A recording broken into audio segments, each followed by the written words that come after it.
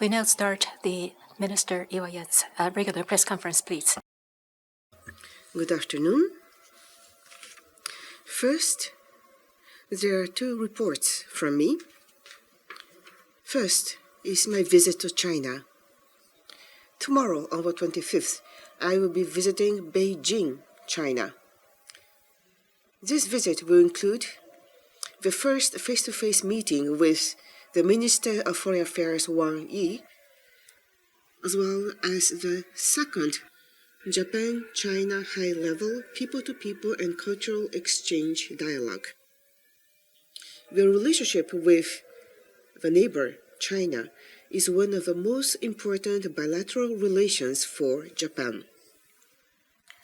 Although there are many challenges and concerns, as well as many possibilities between Japan and China, both countries have an important responsibility for the peace and prosperity of the region and the international community.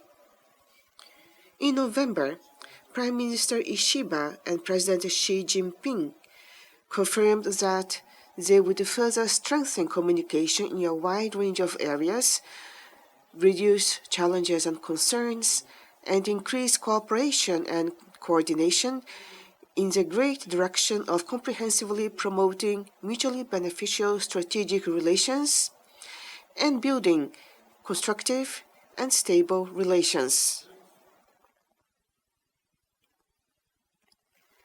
I also want to have a frank and in-depth discussions along the same direction with Minister of Foreign Affairs Wang Yi. Second is about the situation in Gaza and support through the supplementary budget. In Gaza, the war has been protracted and humanitarian situation remains critical. Under this situation, in order to improve the humanitarian situation in Gaza, the Japanese government decided to include in the supplementary budget for fiscal year 2024 additional support for the Palestinian people, including Gaza, of 13.5 billion yen.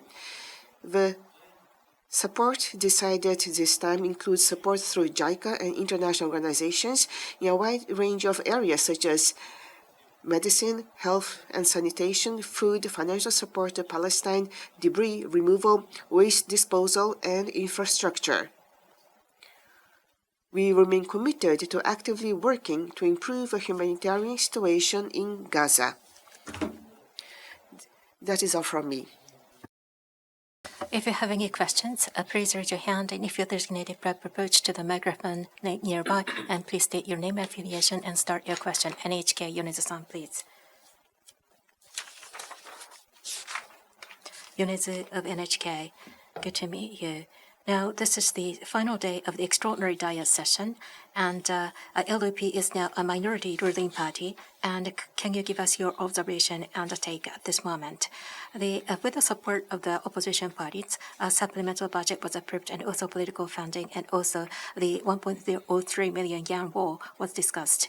And balance of ruling party and opposition party have changed in the current diet. And how did you observe the discussions so far? From the government point of view, and making a overall opinion in regard to the proceeding of the diet is not considered appropriate, and yet, from my personal capacity, being a politician, I'd like to say that because LDP is currently the minority party, as I mentioned the other day, in trying to make advancement in various topics, we need to carefully listen to the voices of the opposition party members, and we need to incorporate some of the opinions from opposition parties. Be it budget, be it act, these will not be approved. On top of that, to put it differently, opposition parties are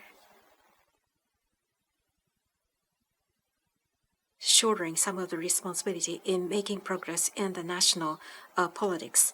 And we need to share such awareness altogether. And such a situation in diet is appearing nowadays. In such a situation, my personal note is that although the extraordinary session was really short, yet I believe that we were able to get engaged in the deep discussion between ruling and opposition parties. And there are outstanding issues still yet, such as the political reform acts and also the act for removing the 1.03 million yen wall.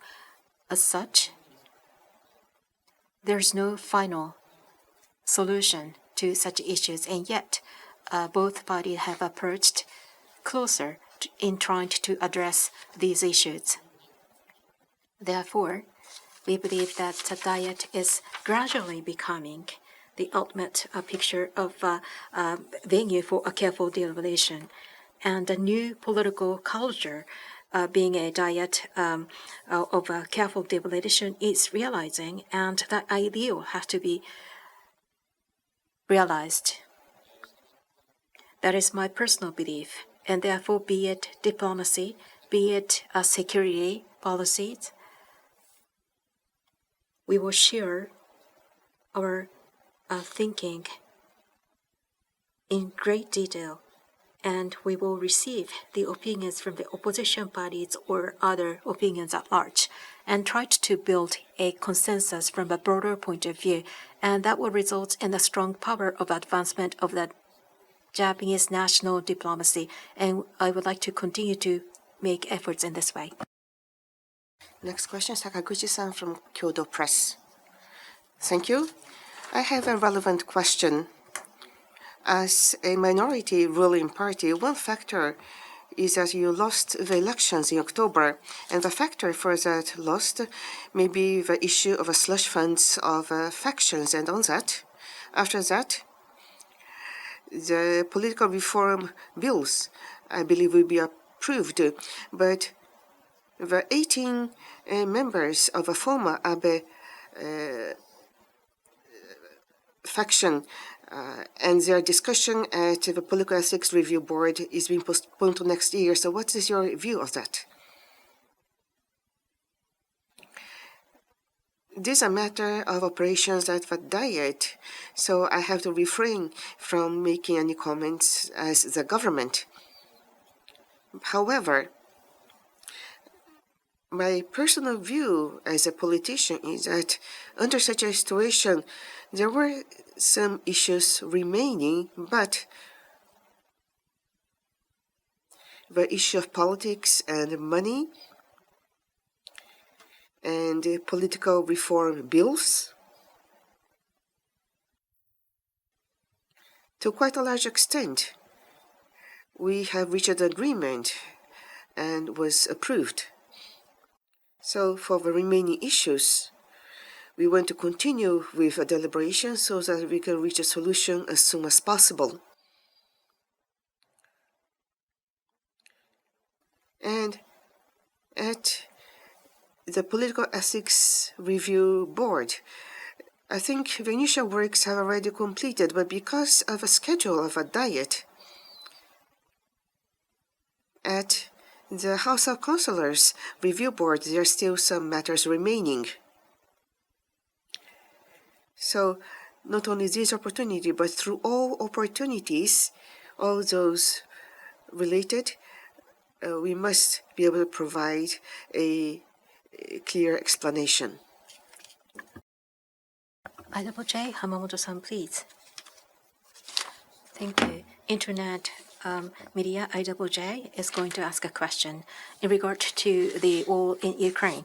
Now, the new Trump administration have designated Mr. Keith Carrick, who is a retired the military officer, is going to visit Europe in Kiev in January, according to Reuters, which was reported in December the 18th. And the objective of the Carrick's visit is to try to seek an early ceasefire between Russia and Ukraine. And Fox News reports that Mr. Carrick reportedly said that it is a great prime time for the ceasefire. Now, the minister you have met with the Sviridenko, first deputy prime minister, the other day, and you have committed to the very close relations for the Ukraine.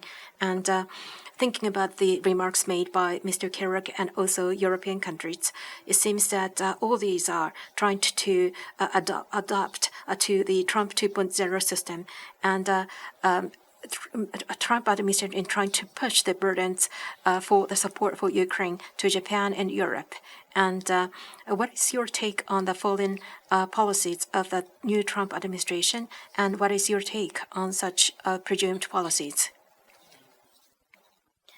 Now, there are a broad range of media reports that had been made recently, as I am aware, and U.S. Next administration of President Trump has not started yet, and therefore, after the inauguration ceremony, we would know that what specific policies that Trump administration will take for Ukraine and others.